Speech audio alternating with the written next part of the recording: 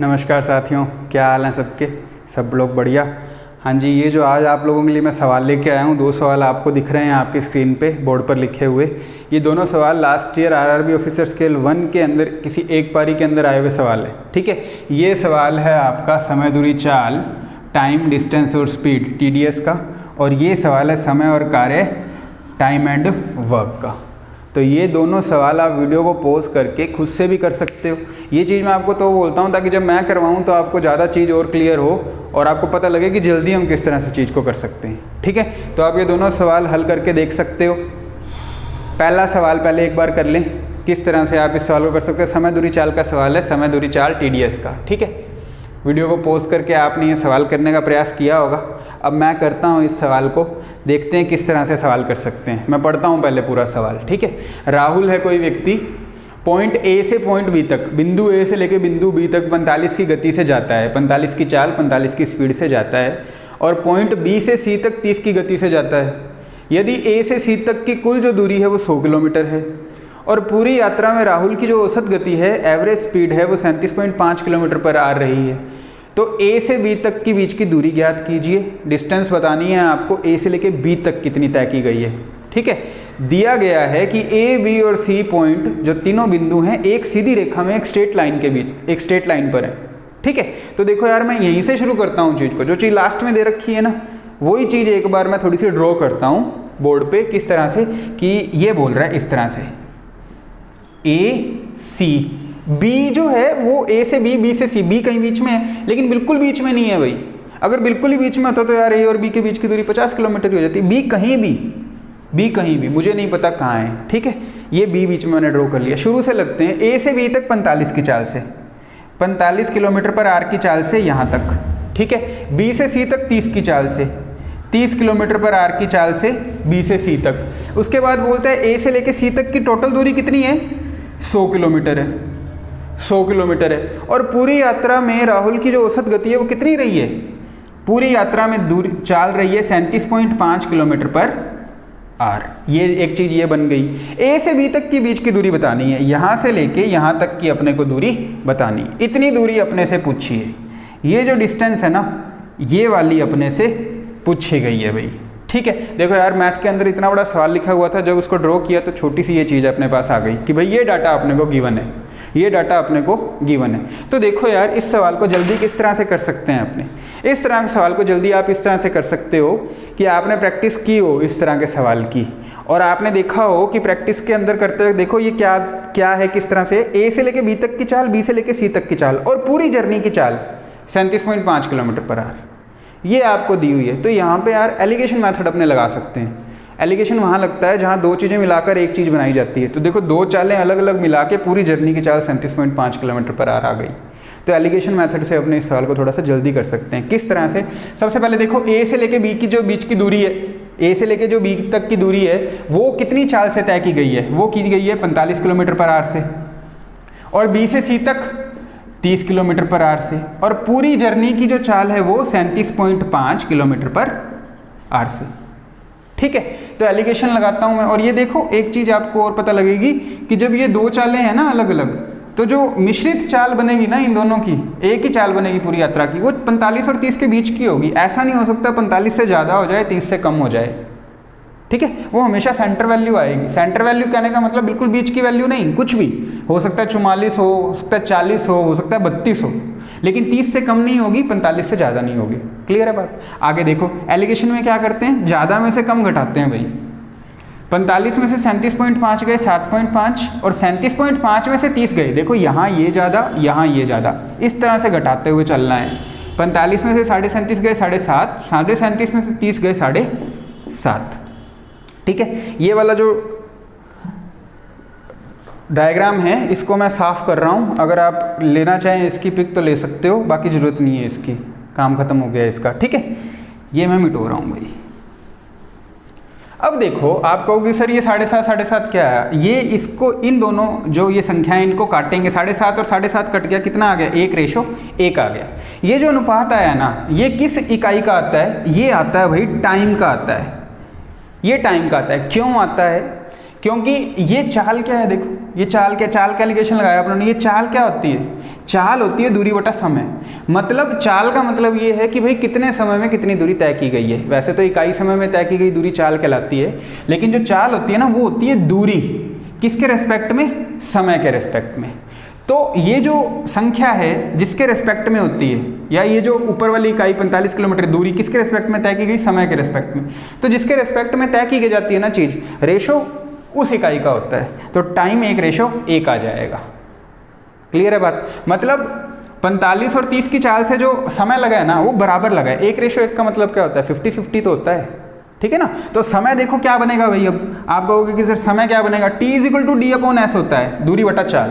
तो दूरी कितनी है, 100 है, और पूरी यात्रा की जो चाल है वो 37.5 है, 37.5 है। अब आप इसको किसी भी तरीके से काट सकते हो। देखो 12.5 का पहाड़ा अगर आपको याद है तो 12.5 × 37.5 होता है, 12.5 × 8 100 होता है। 8/3 घंटे लगे हैं पूरी यात्रा में, 8/3 घंटे लगे हैं पूरी यात्रा में। 100 को 37.5 से आप पॉइंट हटा के 0 लगा के भी काट सकते हो, लेकिन ये थोड़ा सा जल्दी कट जाएगा। अगर आपको पहाड़े और कैलकुलेशन आपकी अच्छी है तो इस तरह से भी आप कर सकते हो। अब देखो ये 8/3 को बराबर बराबर रेशो में बांटना है, मतलब 8/3 को आधा आधा बांटना है। तो ये क्या बन रहा है, ये बन रहा है आपका 2 रेशो की वैल्यू 8/3। अगर 1 रेशो बनाऊं तो ये 2 बटे में चला जाएगा, ये काट दो 4 से, तो ये बन जाएगा 1 रेशो की वैल्यू यहाँ भी बन जाएगी 4/3 घंटे, और ये भी बन जाएगी 4/3 घंटे। ये मैंने आपको करके बताया, पेपर के अंदर आप डायरेक्ट 8/3 मन में ही सोच सकते हो। 8/3 है यार, उसको आधा आधा कर दो, तो 8/3 का आधा 8/6, 4/3, 4/3। क्लियर है बात। अब यार दूरी बतानी है, ए से लेके बी तक की दूरी बतानी है। डी बराबर क्या होता है, डी बराबर होता है ST, चाल गुणा समय। एक ही फॉर्मूला होता है पूरे समय दूरी चाल के अंदर, D = ST, चाल बराबर D/T, T = D/S। जिस तरह से टाइम एंड वर्क में आपको बताया था ना कि एक ही फॉर्मूला होता है, वर्क = एफिशिएंसी × टाइम, उसी तरह से समय दूरी चाल के अंदर एकमात्र फॉर्मूला D = ST, दूरी बराबर चाल गुणा समय। इसी से चाल और समय के बनते हैं। अगर चाल का बनाना है तो T बटे में आ जाएगा, अगर समय का बनाना है तो S बटे में आ जाएगा। क्लियर बात, ठीक है भाई। तो D बराबर S × T। तो यार मुझे कौन सी 45 की चाल वाली दूरी बतानी है, तो 45 की चाल से कितना समय, देखो 45 की चाल से 4/3 घंटे, 30 की चाल से भी वो 4/3 घंटे ही चला है, तो समय कितना आ जाएगा यहाँ पे 4/3। इसको काटोगे 15, 15 चौके 60 किलोमीटर, या फिर यहीं पर कर देते 45 × 4/3, ये बन गया 15, 15 चौके 60। वो वाली दूरी देखता हूँ, पूछा नहीं है लेकिन फिर भी चेक करते हैं। यहाँ भी 4/3, क्योंकि 30 की चाल से भी 4/3 घंटे लगे, तो ये बन गया 10, 10 चौके 40 किलोमीटर। देखो बन रहा है ना 60 और 40, 100 किलोमीटर। अगर यहाँ 40 नहीं आता ना, इसका मतलब गलत हो जाता, क्योंकि टोटल दूरी भी तो 100 किलोमीटर कवर करनी है ना। तो इसका आंसर कितना हो जाएगा भाई, 60 किलोमीटर। समझ में आ गई बात। इसका आंसर हो जाएगा 60 किलोमीटर। ए से लेके बी तक की दूरी 60 किलोमीटर, अगर बी से सी पूछता तो 40 आ जाता। क्लियर है बात, समझ में आ गई सब लोगों को। इस तरह से आप ये सवाल करके देख सकते थे।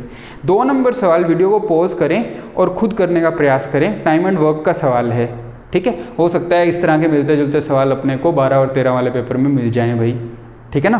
तो 2 नंबर सवाल आप वीडियो को पॉज करके देखें। वीडियो को पॉज करके करने का कारण ये है कि आप अगर पहले कर लेते हैं चीज़ तो अच्छी बात है, मैं जब करवाऊंगा तो आपको और कुछ थोड़ा सा एक्स्ट्रा बात ही सीखने को शायद मिल जाए, ठीक है। 2 नंबर सवाल करके देखें भाई। इतनी देर में मैं आपका ये मिटो देता हूँ।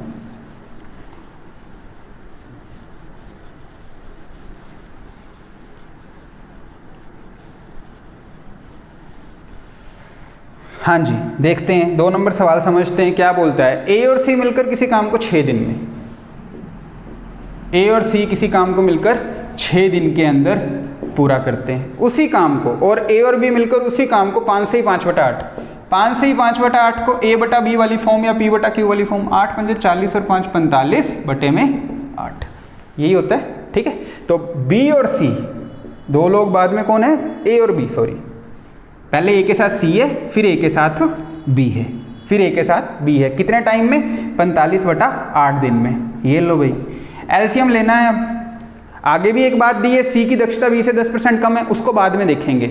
जो टाइम पूरा दिया है वो एक तो इस ग्रुप का, ए और सी के ग्रुप का, और एक ए और बी के ग्रुप का, इसका दिया है। तो अपने एलसीएम निकाल लेते हैं। अब देखो यार, जब एलसीएम यहाँ तो 6 पूरा, यहाँ 45/8 है, जब आपको फ्रैक्शन मिलेगी ना टाइम की और उसका एलसीएम निकालना होगा तो सिर्फ 45 को देखना है, इस 8 का कोई मतलब नहीं है। 8 का मतलब है लेकिन अपने को एलसीएम निकालने के लिए कोई मतलब नहीं, सिर्फ अंश जो न्यूमिनेटर है उसका एलसीएम देखेंगे। तो 6 और 45 का एलसीएम कितना आएगा? 45 से कम 45 6 के टेबल में नहीं आता, 45 व 90 6 के टेबल में 15 पे आता है भाई, तो 90 एलसीएम हो जाएगा, तो 90 एलसीएम हो जाएगा। अब देखो एफिशिएंसी एक दिन का काम 90/6 15 या 6 × 15 90, इस तरह से चलना है अपने को। 90 के बटे में, अब 90 के बटे में 45/8 का भाग देना है पूरे टाइम का, तो ये कट गया 2 पे, 8 दूआ 16, इसकी क्षमता आ जाएगी 16। 90 के बटे में 45/8 है ना, एफिशिएंसी W/T, एक ही फॉर्मूला सिर्फ। क्लियर है बात? आगे चलते हैं। अब देखो आगे क्या बोलता है, सी की दक्षता बी से 10% कम है। एक तो बोल रहा है सी और एक बोल रहा है बी। 10% का मतलब 10% का मतलब 1/10 नहीं होता क्या? सी की दक्षता बी की दक्षता से 10% कम है, मतलब 1/10 कम है। तो देखो इसका मतलब क्या है कि भाई बी की दक्षता अगर 10 है ना, अगर बी की दक्षता 10 है तो 10 का 10% कितना? 1 कम है सी की। सी की कितनी है? 9 है। क्लियर है बात? अगर यूं आपको फ्रैक्शन से समझ नहीं आती, यूं पुट नहीं कर पाओगे तो यूं भी बना सकते हो। सी की दक्षता बी से 10% कम है, बी के रेस्पेक्ट में 10% कम है, तो अगर बी की 100 है, क्योंकि परसेंट हमेशा 100 पर होता है, 100 का 10% 10, तो इसकी 90। तो यार देखो 90 और 100 लिखने की बजाय एक 0 से 0 काट के मैं 100 और 10 9 और 10 ही कर देता हूँ, ये काम पहले किया था, तो थोड़ी सी चीज़ आसान हो जाएगी अपने लिए। ठीक है, आसान क्या हो जाएगी, थोड़ा सा पेन कम चलाना पड़ेगा, तो इसका मतलब टाइम कम कंज्यूम होगा। टाइम कम कंज्यूम होगा तो अपने अटैम्प्ट ज़्यादा ले पाएंगे। ठीक है ना, तो ये 9 और 10। अब देखो भाई एक जो तो चीज़ ये निकाल ली थी, एक चीज़ अपनों ने ये निकाल ली। अब ना रेशो ज्वाइन करने हैं, मैं आपको चीज़ समझा रहा हूँ, ध्यान से समझना। देखो इन दोनों ग्रुप में ए और ए तो सेम ही है, ए और ए तो सेम ही है। ये 16 और 15 1 का अंतर आ रहा है, किसकी वजह से आ रहा है? सी और बी की वजह से 1 का अंतर आ रहा है, क्योंकि भाई इस ग्रुप के अंदर एक दिन का काम जो है इस ग्रुप के मुकाबले 1 ज़्यादा है। किसकी वजह से? बी की वजह से, कि भाई बी ने 1 काम ज़्यादा किया होगा सी के मुकाबले। ए का तो एक दिन का काम सेम ही है, इसमें पता नहीं कितना कितना है।